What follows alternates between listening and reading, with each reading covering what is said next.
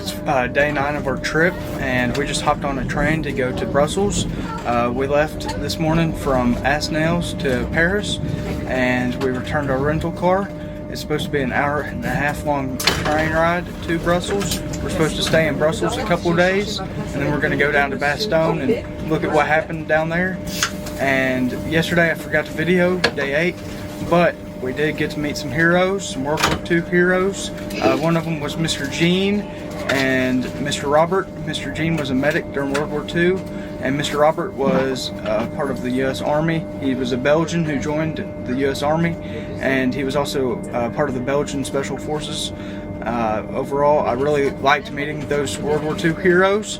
It was an excellent experience, and I'm glad I got to complete my mission, which was to meet some World War II veterans. We also got to meet Mr. Lester on day 7, which I forgot to video, but he was a ball turret gunner during World War II, and he got shot down the day before D-Day, and then he turned into a prisoner of war, and he participated in the 82-day death march and survived, and we got to meet that World War II hero as well. It was excellent to meet him. I'm very glad that we got to do it. It was part of my mission to come over to the Normandy region on the 81st anniversary and meet a World War II veteran, which I'm glad that I got to meet him.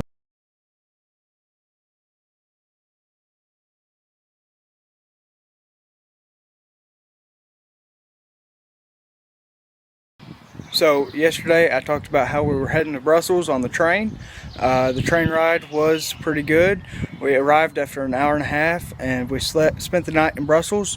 And then this morning we drove out here to Bastogne, Belgium, and this is where the Allies and the 101st Airborne Division of the United States Army, they dug in some foxholes and withstood the German advance to try and retake this region during the Battle of Bulge.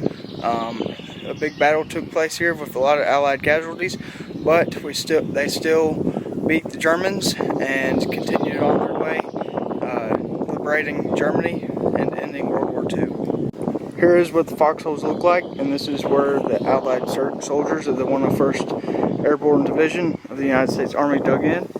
There's foxholes all along here, and there's some continuing out off that way, and then there's some also behind me. And they had to sit here, and they dug in, trying not to die from the German advance, and they successfully did that. After a couple days, they finally got some more supplies, and they continued on.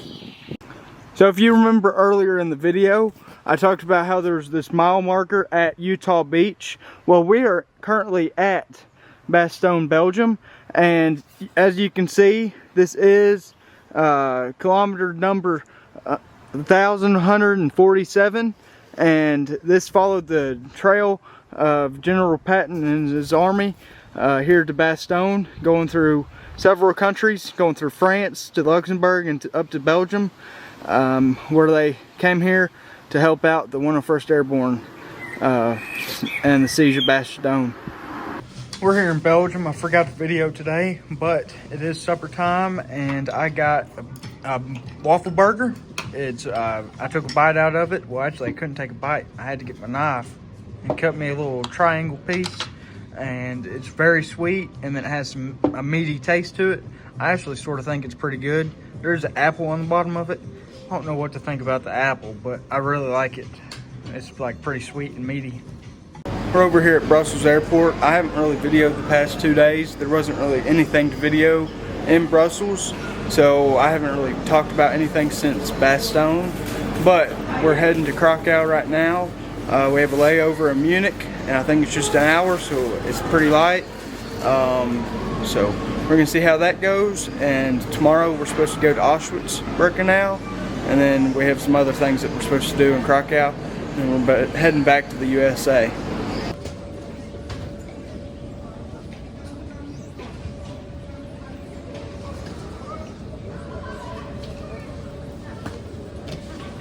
Alright, so we checked into our hotel about an hour ago, and then we came here to get something to eat because we skipped breakfast and lunch. It's 4 o'clock right now, and we got It's some type of hash brown type thing and some beef goulash and some type of cheese. I'm gonna see what this tastes like. So I'm about to try the hash browns first, but if you look behind me, there is a cool elk that's carved out of wood. Pretty cool. Here's the hash browns. We'll see how it tastes.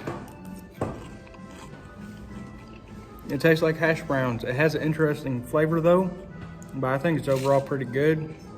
But I mean, I never had a hash browns other than for breakfast type food, or maybe breakfast for dinner. Now we'll try the beef goulash. It's pretty warm, and I got a piece of this green thing in it. It tastes pretty good.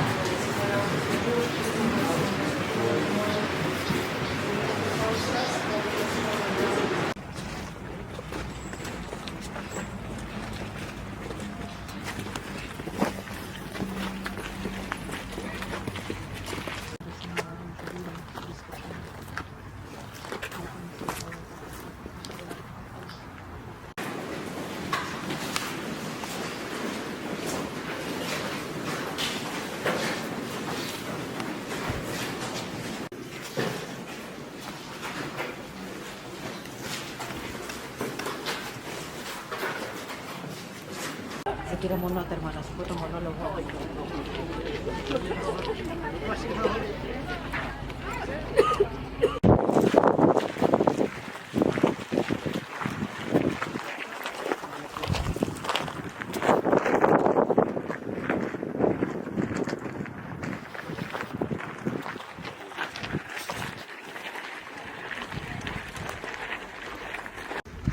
So we just walked from all the way down there, and there's a fence over there by a brick building, and it separates the slaves from the extermination camps.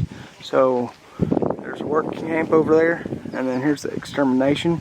Here's one gas chamber that's been demolished. Here's another one, and there's a couple more off in the forest. And yeah, that's where you killed 800,000 people in 2 years. So this long line of bricks right here, this is where the Jews had to get ready for extermination. And then over there, if you can zoom in, right there, that's the gas chamber, and that's where they were killed. And then that's where they burned them, and then that's where they dumped the ash where that grass is. This is all in ruins because the Germans blew it up 1 week before the Soviets came.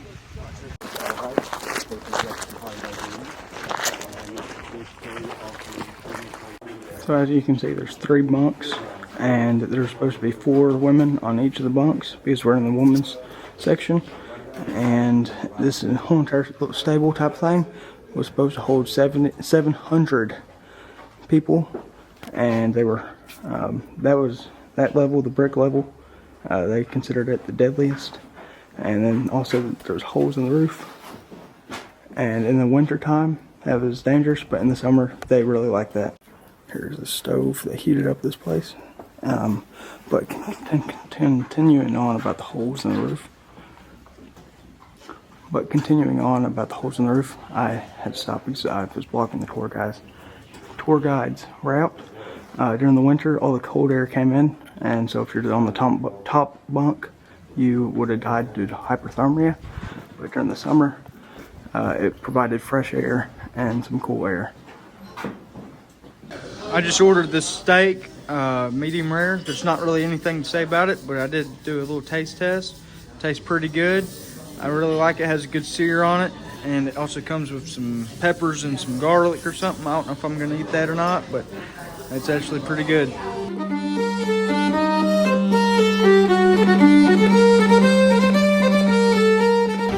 As you can see behind me, we've made it over here to Zakopane, Poland. We took a 3-hour train ride this morning. We left about 6:30, so we had to get up about real early, about 5 o'clock. And back behind me is the mountains. I don't know what they're called, but this is a little bitty town. I think it's a big ski town in the winter time. So we're gonna explore this place, maybe ride a gondola up to the top of the mountain or something like that, and see what it looks like.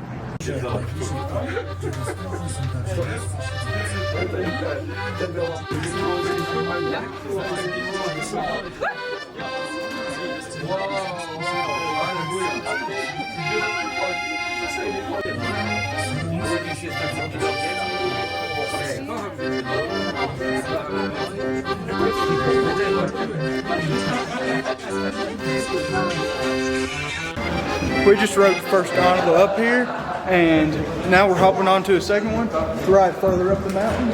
So we'll see how it goes.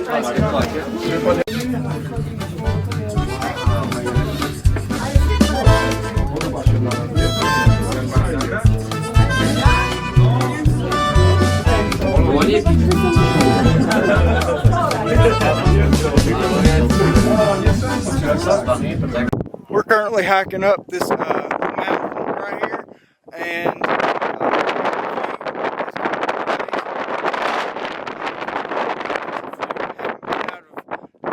the U.S. before, but it's nice. On the way up the pass where the ski slopes were, but they also had a sign that said there's grizzly bears or something.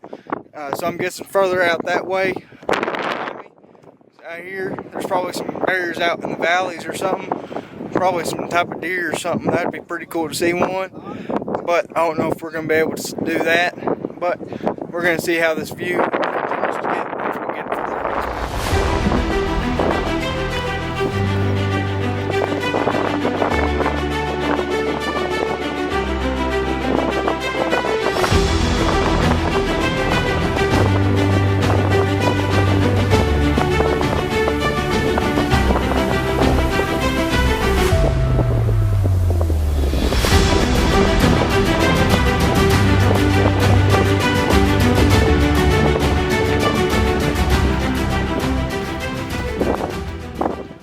So we've hiked up a little bit more of the mountain.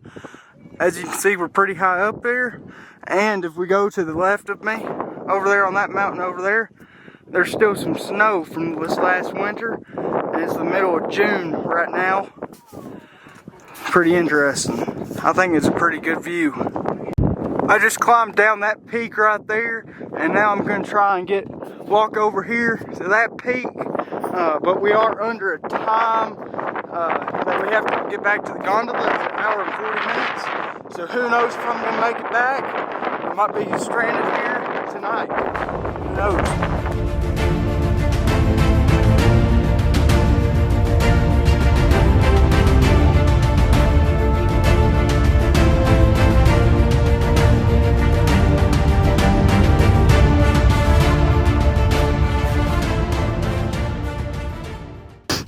I just hiked from all the way over there, but I just got a call from my dad that I'm gonna have to join him back over there.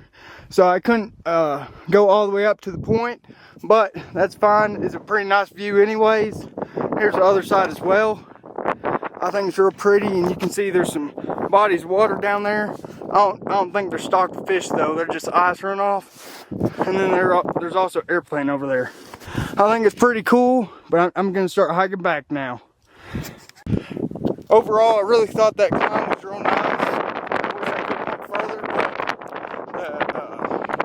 gone to the people beside me and getting some time on it. So I spent as much time as I wanted to out here.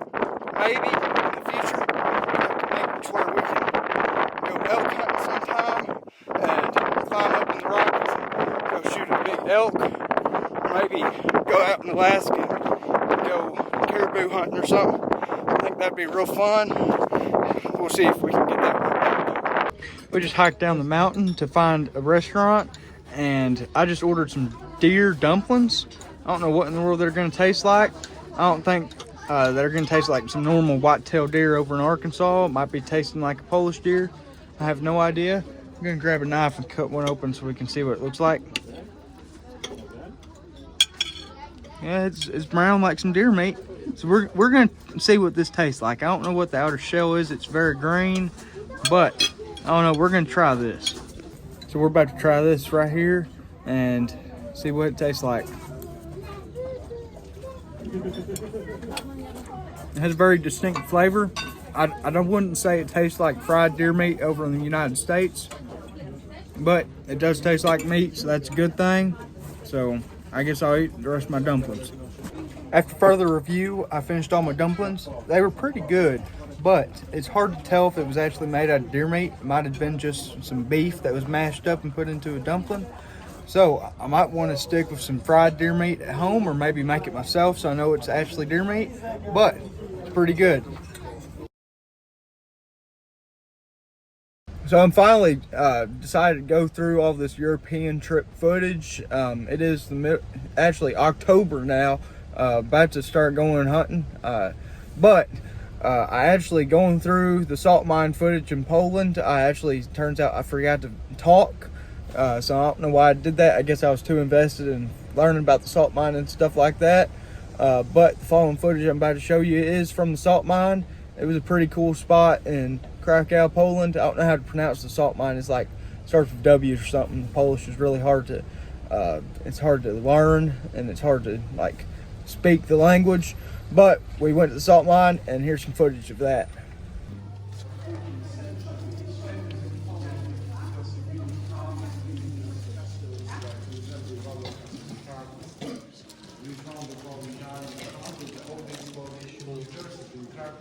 So what I just showed you was, it was a little diorama of how they pulled the salt barrels up out of the mine. I forgot how deep the mine was, but it was pretty deep. We climbed down some steps and then we just walked around.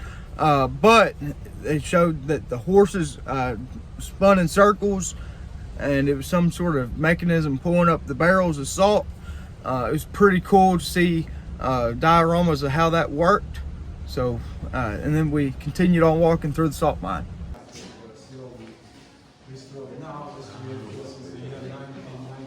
So that church that I just showed you was in the salt mine. It was called the Holy Cross Chapel. It's about same size as your normal Baptist church down in the south. About, I don't know, 15 pews on either side. Pretty cool. They still hold service in there. And then we continue walking to later find out that there's another church, and it's pretty big.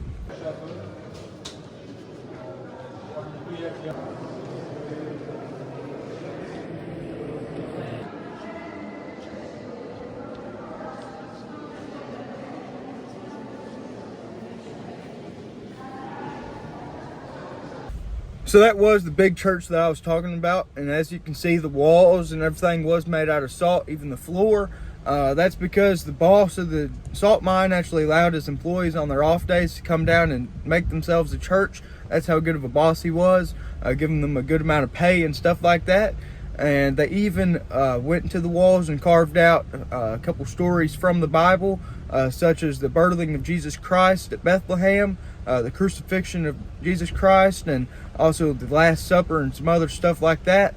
And that was pretty cool. I thought that was cool. And yes, they do still, I think, hold service there, and even a couple people go down there and they have weddings and stuff like that down there. So I think that's pretty cool, and it's definitely one of the coolest churches I've been to. So yesterday we went and got some deer meat that I don't think was exactly deer meat, but we came to this restaurant over here and I just ordered me some duck breast. I have no idea if it's gonna taste like a greenhead out of the Arkansas timbers, but we're gonna try it and see what it tastes like. I just cut that one piece in half and I can 100% say that this is duck meat.